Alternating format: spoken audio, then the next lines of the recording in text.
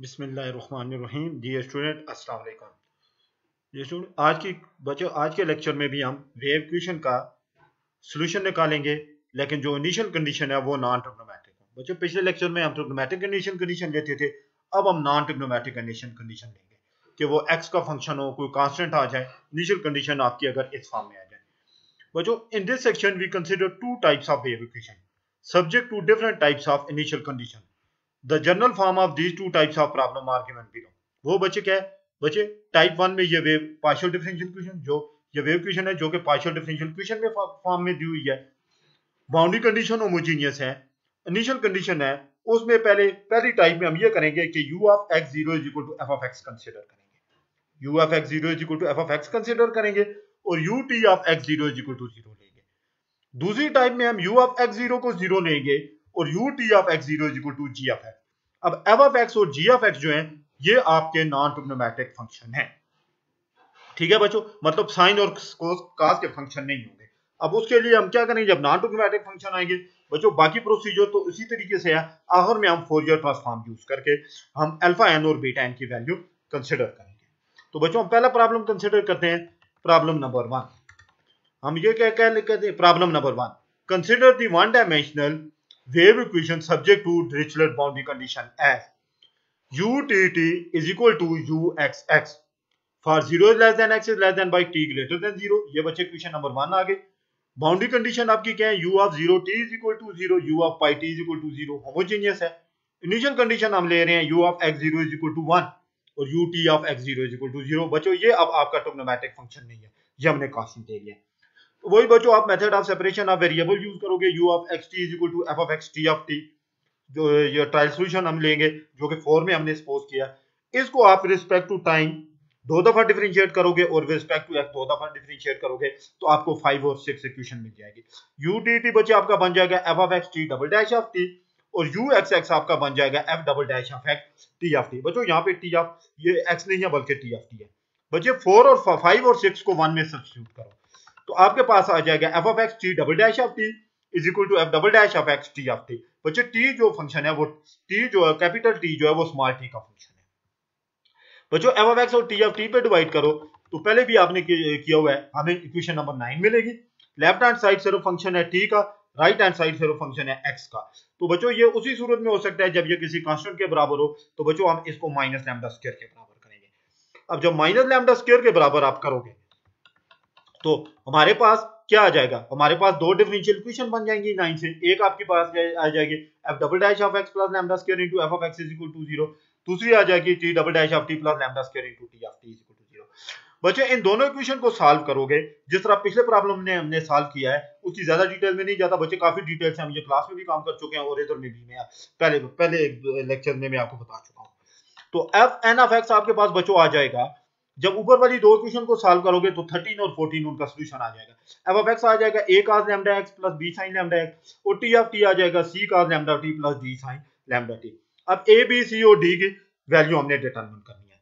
तो बच्चे, a और b की वैल्यू हम बाउंड्री कंडीशन से यूज करेंगे कि u of 0 t is equal to u of pi t is equal to 0, ये यूज करके डिटरमिन करेंगे। लेकिन पहले हम इनको यूज करके हम जो ऊपर ट्रायल सॉल्यूशन पोज किया हुआ है उसमें डाल के वहां से हम f ऑफ 0 और f ऑफ pi निकालेंगे। तो बच्चों, पहले u of 0 t is equal to 0 use करो तो हमें मिल जाएगा f of 0 is equal to 0 और u of pi is equal to 0 use करोगे तो हमें मिल जाएगा f of pi is equal to 0। अब इस इक्वेशन का जो सॉल्यूशन है कांस्टेंट डिटरमिन करने के लिए, यहाँ पे आप f ऑफ 0 पहले डालो और f ऑफ pi डालो तो आपको a b और लैम्डा की वैल्यू पता चल जाएगी कि क्या है। ठीक है बच्चे, f ऑफ 0 जब हमने डाला तो a हमें 0 मिल गया। तो a जब 0 मिल जाएगा उसके बाद जब हम f पाई डालेंगे, f ऑफ पाई डालेंगे तो a हमारा 0 है तो b sin lambda pi is equal to 0। बच्चे, b हम 0 नहीं ले सकते, sin लैम्डा पाई 0 लेंगे। तो यहां से हमारे पास लैम्डा की वैल्यू जो आ जाएगी वो आ जाएगी लैम्डा n, हमारे पास आ जाएगा n पाई ओवर पाई, पाई पाई से कैंसिल, लैम्डा n हमारे पास n आ गया। ठीक है बच्चों, इस लैम्डा n की वैल्यू उठा के आप ऊपर जो सॉल्यूशन सपोज किया हुआ है, जो ऊपर आपने f का सॉल्यूशन लिया हुआ है उसमें डालोगे तो f n ऑफ x आपके पास आ जाएगा बच्चों bn sin nx।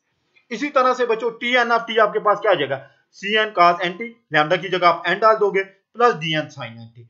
इन दोनों इक्वेशन को कंबाइन, सॉल्यूशंस को कंबाइन करोगे तो आपके पास फंडामेंटल सेट ऑफ सॉल्यूशन आ जाएंगे un of x t is equal to fn of x tn of t। तो बच्चे एफ एन ऑफ एक्स की वैल्यू यहाँ पे डालोगे, टी एन ऑफ टी की वैल्यू यहाँ पे डालोगे, इस बी एन को अगर कांस्टेंट को अंदर लेके जाओगे, B N into C N आपका अल्फा एन हो जाएगा, B N into D N आपका बीटा एन हो जाएगा। तो यू एन ऑफ, अब सुपरपोजिशन प्रिंसिपल यूज करके आप U of X comma T निकालोगे, वो आपके पास आ जाएगा summation N is equal to 1 up to infinity sine N X alpha N cos N T plus beta N sine N T. तो बच्चे जब आप टी को 0 डालोगे, टी 0 डालने के बाद आप अल्फा एन की वैल्यू कैलकुलेट कर सकते हो, और बीटा एन के लिए आप ये जो इक्वेशन नंबर 17 है उसी तरह वही प्रोसीजर है कि इसको पहले विद रिस्पेक्ट टू टाइम आप डिफरेंशिएट करो। तो U T of X comma T आपके पास आ जाएगा summation N is equal to 1 up to infinity sine N X minus N alpha N sine N T plus beta N cos N T. ये आ गया। अब अल्फा एन को बच्चे डिटरमिन करने के लिए पहले 17 में हम टी को 0 डालेंगे। तो u of x comma 0 is equal to summation n is equal to 1 up to infinity sin nx। बच्चे ये आपके पास आ जाएगा अल्फा n sin nx। अब बच्चों अल्फा n आपका, अब अल्फा n को आप फोरियर ट्रांसफॉर्म से यूज करोगे क्योंकि u ऑफ x0 अब आपका 1 के बराबर है। अब यहाँ पे कोफिशिएंट कंपेयर नहीं हो सकते, तो वो अल्फा n फिर किसके बराबर हो जाएगा, वो बराबर हो जाएगा 2 ओवर पाई, क्योंकि बच्चे आपकी डोमेन जो है वो 0 से लेकर पाई तक है। तो l की जगह पाई आ जाएगा, integral from 0 to pi sin nx dx। बच्चे इसको इंटीग्रेट करोगे तो आपके पास आ जाएगा 1 माइनस cos n पाई। बच्चे इसको आप खुद भी चेक कर लेना कि ये जो आप इसको आप दोबारा वेरीफाई कर लेना कि अल्फा n इसके बराबर आता है कि नहीं। मेरे पास इसके बराबर आ रहा है 2 over n pi into 1 minus cos n पाई। तो बच्चे अल्फा n आपके पास किसके बराबर हो जाएगा। अब बच्चों अब n को जब आप वेरी करो, n को जब बच्चे आप डालोगे, n को जब आप 2 डालते हो cos 2 पाई, 0 n को 2 डालते हो, 4 डालते हो, तो बच्चों ये आपके पास बन जाता है 1 माइनस 1 बच्चे वो 0 बन जाएगा, क्योंकि ये आपके पास बन जाएगा 1, ये आपके पास 1 बन जाएगा cos पाई cos, तो 1 माइनस 1 0। n जब इवन होगा तो ये बच्चे आपके पास 0 बन जाएगा। n जब आड होगा, जब n आड होगा तो cos पाई आपके पास क्या होता है, cos पाई cos 3 पाई, ये बच्चे आपके पास 0 बन जाएगा। तो 1 माइनस 0 1, तो ये आ जाएगा आपके पास तो 1 प्लस 1, सॉरी cos पाई आपके पास बच्चे माइनस 1 आता है, सॉरी cos पाई, तो 1 प्लस 1 बच्चे 2 आएगा, 2 into 2 4 over n pi if n is r, if n is odd। तो n बच्चे अगर इवन हो तो वो आपके पास 0 बन जाएगा, n अगर आड हो तो वो 4 ओवर n पाई बन जाएगा, 4 ओवर n पाई बन जाएगा। ये आ जाएगा अल्फा n की वैल्यू बच्चे ये आ गई। बच्चे दोबारा इसको रिपीट करते हैं, n बच्चों जब आपके पास 1 हो, अब बच्चे n को 1 डालते हैं, जब अब पहले n को 8 पे चेक करते हैं, n 1, तो cos पाई क्या होता है, cos पाई बच्चे आपके पास minus 1 into minus, minus into minus plus 1 plus 1 2, 2 2 are 4, n को 3 डालो, cos 3 पाई माइनस 1, cos 5 पाई माइनस 1, cos 7 पाई, तो माइनस इंटू माइनस प्लस, तो बच्चे n जब आड हो तो 4 ओवर n पाई आता है। n बच्चे जब आपके पास इवन आता है, n जब, अब cos 2 पाई डालो, cos 2 पाई बच्चों, cos 2 पाई आपके पास होता है 1, तो 1 माइनस 1 0, cos 4 पाई भी 1 होता है, 1 माइनस 1 0, cos 6 पाई भी 1 होता है, 1 माइनस 1 0। बच्चों इवन पे आपके पास ये 0 बनेगा और आड पे आपके पास ये क्या बन जाएगा 4 ओवर n पाई। तो इसका मतलब क्या हुआ कि n को हम अगर 2m से रिप्लेस कर दें तो alpha 2m is equal to 0 और अल्फा 2m प्लस 1, अगर इसको 8 बना लें तो 4 ओवर n की जगह 2m plus 1 into pi m। बच्चे आप इसको इस फॉर्म में भी लिख सकते हो इफ n इज आड, और इस फॉर्म में भी लिख सकते हो, ठीक है। ये तो बच्चों ये आपकी अल्फा की वैल्यू आ गई। अब बीटा m को n को डिटरमिन करने के लिए हम क्या करेंगे, t को सब्स्टिट्यूट करेंगे in equation number 18 by using the initial condition ut of x 0 is equal to 0। तो बच्चों u जब x को t को 0 डालोगे, पहले भी आप लोग ये कर चुके हो, तो आपके पास सिंप्लीफाई होकर इक्वेशन ये बच जाएगी ut ऑफ x 0 बच्चों 0 के बराबर है, तो summation n is equal to 1 up to infinity sin nx beta n into n। तो बच्चे यहाँ से जितने भी बीटास हैं उनकी वैल्यू आपके पास क्या हो जाएगी, 0 हो जाएगी, ठीक है। तो ये जब 0 हो जाएगी तो आपके पास क्या बन जाएगा, तो ऑल बीटास आर 0। अब बच्चों अल्फाज और बीटास की वैल्यू डालो, तो तमाम बीटा 0 हैं, तो अल्फा की जगह बच्चे आपके 17 में डालो, ये वैल्यू आ जाएगी 1 over 2m plus 1 sin 2m plus 1 into x cos 2m plus 1 into t। 17 में डालोगे तो आपके पास ये सोल्यूशन आ जाएगा 4 ओवर पाई, ठीक है बच्चों। तो ये आपका बच्चों ये आपका u of x comma t आ गया, this is our required solution जो कि 19 में दिया हुआ है। बच्चे इसको आप फोरियर ट्रांसफॉर्म यूज करके आपने अल्फा की वैल्यू निकाली है, तो ये आपके पास सोल्यूशन आ गया। अब बच्चों नेक्स्ट प्रॉब्लम हम कंसीडर करते हैं कि जब हमारे पास problem number 2, one dimensional wave equation हम लेते हैं subject to Dirichlet boundary condition. ठीक है बच्चों, वो u two t is equal to u x x, u of 0 t is equal to 0, u of pi t is equal to 0। अब बच्चों पिछले प्रॉब्लम में ये वाली कंडीशन आपकी नॉन होमोजेनियस थी और ये वाली कंडीशन आपकी होमोजेनियस थी। अब यहाँ पे हमने इसको होमोजेनियस बना दिया और इसको नॉन होमोजेनियस बना दिया। बच्चे पिछले प्रॉब्लम में पूरी डिटेल से मैंने बात की, यहाँ पे उसी तरह से हम सोल्यूशन लेंगे method of separation of variable, उसको लेके u of x t is equal to f of x t of t दो दफा with respect to time differentiate करोगे, दो दफा रिस्पेक्ट टू x और इक्वेशन नंबर 1 में डालोगे।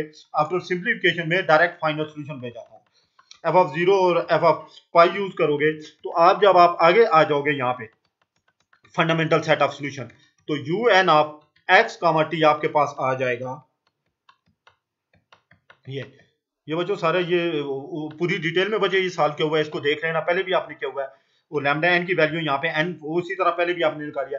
ये बच्चों एफ एन की वैल्यू आ गई बी एन और ये टी एन की वैल्यू आ गई C N into cos N T. F N की वैल्यू आती है B N into sine N.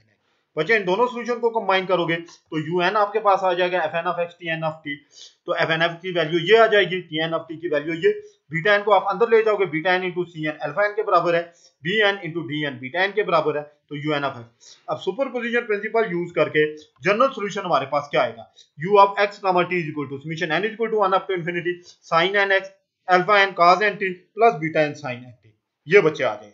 ठीक है, अब बच्चों ये उसी तरह आप अल्फा एन, अब अल्फा एन और बीटा एन निकालने के लिए लाजमी बात है अल्फा एन हम यू ऑफ एक्स 0 से निकालेंगे और बीटा एन हम टाइम को के लिहाज से इक्वेशन नंबर 17 को डिफरेंशिएट करके उसमें टी को 0 डालेंगे तो हमारे पास बीटा एन की वैल्यू निकल आएगी। बच्चों ये डिटेल में पहले भी हमने किया हुआ है। ठीक है, 17 को रिस्पेक्ट टू टाइम डिफरेंशिएट करो तो आपके पास 18 आ जाएगी। अब बच्चों 17 में आप टी को 0 डालो तो u of x 0 is equal to जब 0 डालोगे तो 17 सिंपलीफाई होके ये बन जाएगी। जब t को 0 डालोगे लेफ्ट हैंड साइड 0 है तो इसका मतलब ये ऑल अल्फा एन आर 0। ये पहले भी हमने कैलकुलेट किया हुआ है, इसकी डिटेल में मैं नहीं जाता। तो अल्फा एन 0 हो गया फॉर ऑल एन। अब बीटा एन डिटरमिन करने के लिए t को 0 डालो इक्वेशन नंबर 18 में तो ut ऑफ x 0 बच्चों ये हमारे पास आ जाएगा sin n is equal to summation n is equal to 1 up to infinity sin nx beta n into n, ये हमारे पास आ जाएगा। अब यहां से अब ut ऑफ x 0 बच्चे हमारे पास x के बराबर है, x is equal to summation n is equal to 1 up to infinity sin nx into beta n into n। अब बीटा n की वैल्यू निकालने के लिए, डिटरमिन करने के लिए हम फोरियर कोफिशिएंट या फोरियर ट्रांसफॉर्म यूज करेंगे। तो बच्चे beta n n into beta n, बच्चे यहां पे आएगा n इनटू बीटा n, ये हमारे पास यहाँ पे n भी लिखोगे, n into beta n is equal to 2 over pi integral from 0 to pi x sin n है।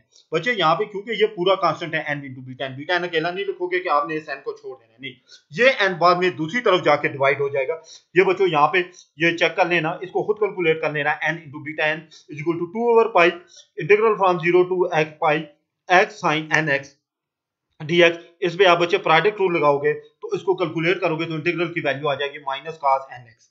ठीक है बच्चे, तो इंटू पाई भी अगर होगा तो पाई पाई से कैंसिल, यहाँ पे n जो होगा उसको चेक कर लेना, उसको इस तरफ ले आना तो वो आपका 2 ओवर n बन जाएगा। तो ये बच्चे बीटा n की वैल्यू आपके पास आ गई।